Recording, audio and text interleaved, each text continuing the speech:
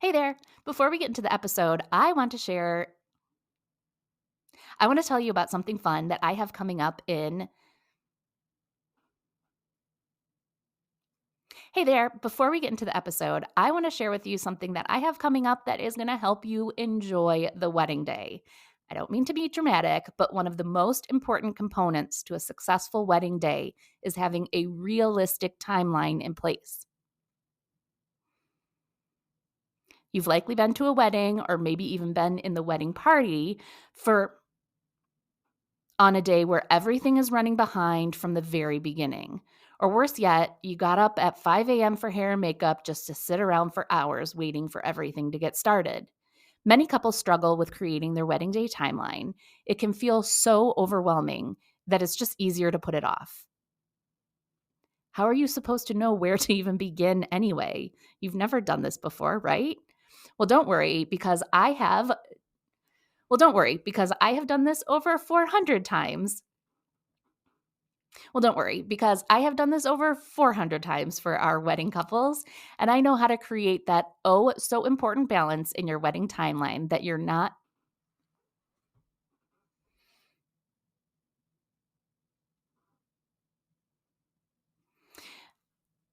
Okay, not to be dramatic, but one of the most important components to a successful wedding day is having a realistic timeline in place.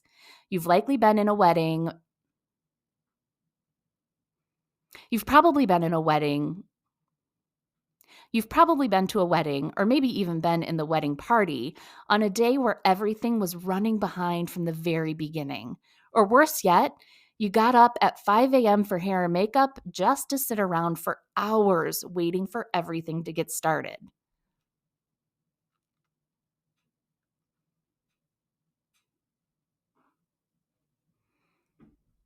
So many wedding nightmares are all based around a failed timeline.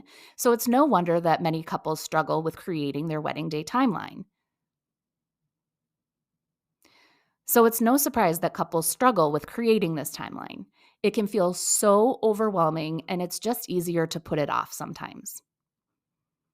It can feel so daunting and overwhelming that it's just easier to put it off. How are you supposed to know where to even How are you supposed to know where to even begin anyway? You've never done this before. Well, don't worry because I have done this over 400 times with our couples and I know how to create that oh so important balance in your timeline. And I know just how to create that oh so important balance in your timeline so that you're not missing out on important moments because you're so rushed, but you're also not paying extra photographer hours. But you're also not paying extra hours for a photographer that you didn't need to add in after all.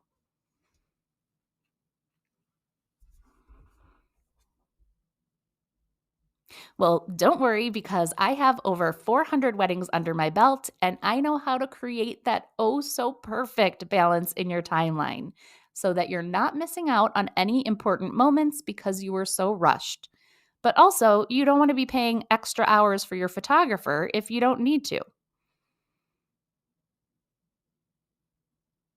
If you didn't need to add it in.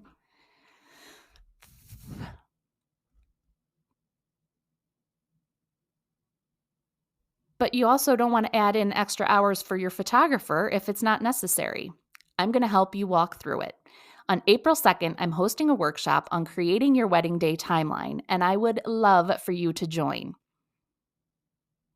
On April 2nd, I'm hosting a free workshop to create your wedding day timeline, and I would love for you to join. We'll start with going over the main questions that you need to answer before creating your timeline, and then I'll walk you through the exact timeline process that I've perfected over the last 20 years. I'll also be able to answer your specific questions live so we can discuss any unique details for your timeline and answer any questions you might have. It's all happening on Zoom at 6 p.m. on April 2nd, and I hope you can make it.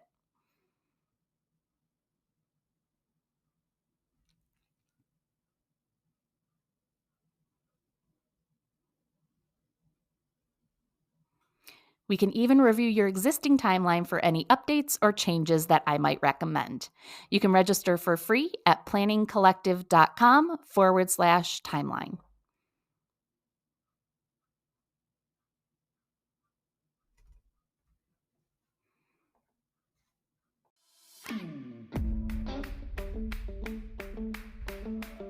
Hi there, I'm Kate McClellan, and I've been a professional wedding planner for 20 years now.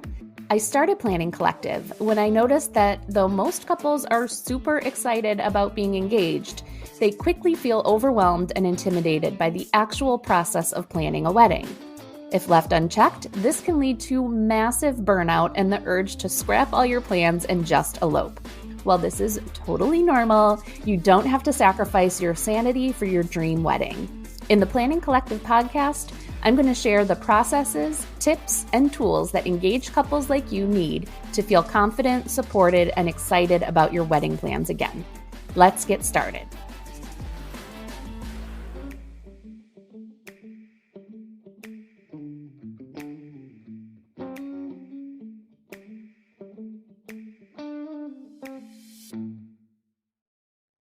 Hey guys, Kate here. Welcome back to another episode of the Wedding Planning Collective podcast.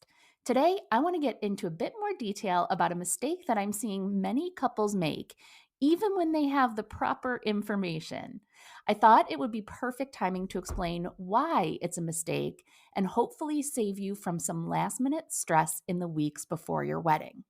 I'm referring to a reel that I posted on Instagram. Hopefully, you've had a chance to see it.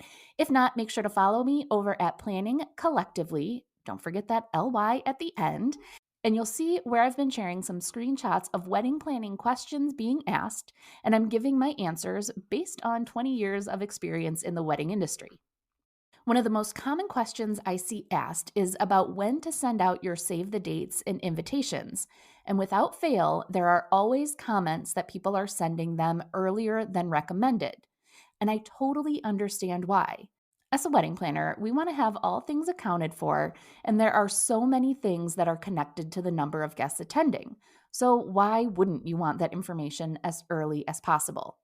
Well, I'm going to share with you another post that I saw that outlines the exact reason why that can backfire on you in just a minute. But first, I want to review that important timeline for sending out your save the dates and invitations. I want to start by saying that this is the common time frame for most couples getting married in the States, though I have heard that in the UK and other countries, their timelines are a bit different. So check with your catering vendor about when they need the final counts by, and then you can apply the rest of what we're going to go over now to that timing. Let's break down how to get your invite sending timeline. I have a couple of graphics to help walk you through what we're going to go over now. You can grab them over at planningcollective.com, and I'll make sure to share them on Instagram as well. As I mentioned, it's all based on when your vendors need the final counts by, meaning when you have to tell your caterer, venue, florist, etc., how many guests, meals, centerpieces, chairs, and other count-based items you're going to need for the wedding day. Here in the States, these are typically due to the vendors 10 to 14 days before the wedding. So that's where we're going to start. And if you're just hearing this for the first time, that might sound crazy close to the wedding day. Just 2 weeks out, that can't be right. Well, for reasons we'll get to in a minute, your vendors are very used to last minute counts, and they can help you in the earlier stages to make your best guess at how many guests you'll have. That was almost a tongue twister. Depending on their services, they will have a policy on how much over or under you can be from that number without penalty. So you do want to try to be somewhat accurate. Like I mentioned, your vendors are familiar with getting the counts late in the planning process. However, they do need to either hold inventory, like their chairs and linens for you, or forecast their staffing for the day. And as long as you're letting them know the number of guests you're inviting, they can help you predict from there. If your guest count goes dramatically up or down after booking, simply keep them updated with the changes so they can update your order. Okay, I'm getting all kinds of sidetracked here with other information to share with you, but let's get back to that timeline. So 10 to 14 days before the wedding is when you'll need the final counts for your vendors. And it's just about a guarantee that you'll have some follow-up to do with guests that forget to RSVP. It always happens, so give yourself a week or two between the RSVP due date and when your vendors need the final counts by so that you have that time to follow up with the guests. That means your RSVP due date should be about 3 to 4 weeks before the wedding.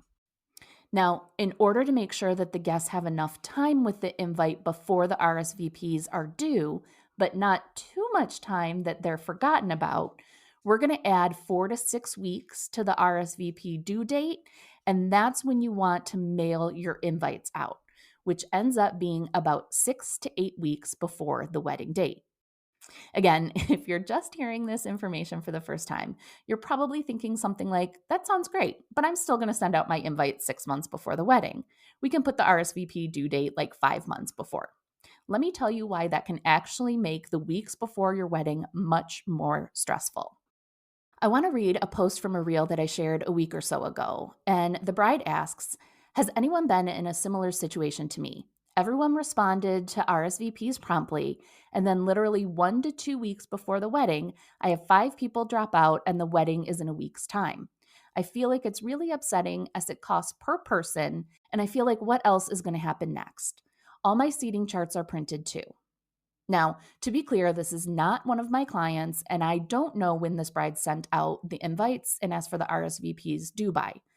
However, she mentions changes coming in 2 weeks before the wedding, as well as having everything already printed, which makes me believe that she made the super common mistake of thinking that it can't hurt to bump up the timing that we just discussed. If you mail your invites with the RSVP date too early, guests may have the best of intentions to attend the wedding, but leaving too much time in between increases the chances that their plans may change. And again, for the most part, it's not done intentionally, but work schedules change, kids' events pop up, or other unanticipated conflicts can come up. And while there's always going to be a risk of last minute changes because of people getting sick, etc., the closer to the wedding date you have the RSVPs due, the more accurate your counts are going to be. And the closer to the RSVP due dates that you send the invites, the better the guests can realistically anticipate their schedules. So, in order to avoid the last minute scramble of having things reprinted or paying for meals for guests that aren't able to make it, I highly recommend that you stick to the timeline of mailing the invites and RSVPs that we just went over. The RSVP due date, again, 3 to 4 weeks before the wedding, and the invites mailed out 6 to 8 weeks before the wedding.